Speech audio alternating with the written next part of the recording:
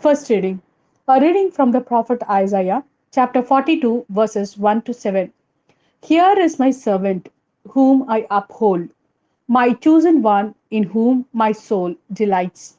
I have sent my spirit upon him. He will bring fair judgment to the nations. He does not cry out or raise his voice. His voice is not heard in the street.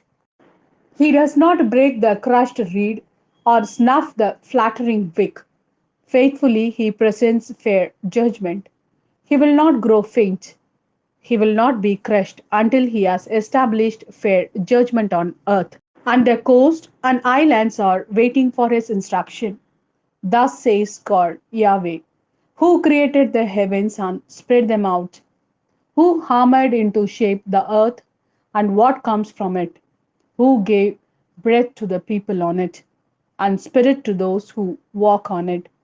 I, Yahweh, have called you in saving justice. I have grasped you by the hand and shaped you.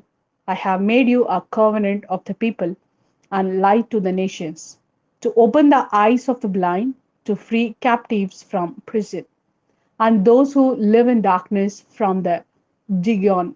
This is the word of Lord. Thanks be to God. A reading from the Gospel according to St. John, chapter 12, verses 1 to 11. 6 days before the Passover, Jesus went to Bethany, where Lazarus was, whom he had raised from the dead.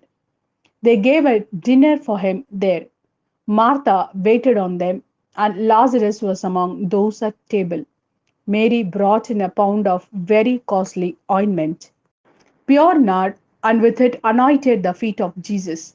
Wiping them with her hair, the house was filled with the scent of the ointment.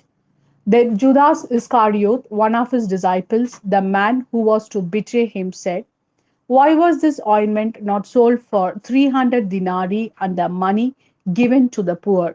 He said this not because he cared about the poor, but because he was a thief. He was in charge of the common fund and used to help himself to the contents. So Jesus said, leave her alone. Let her keep it for the day of my burial. You have the poor with you always. You will not always have me.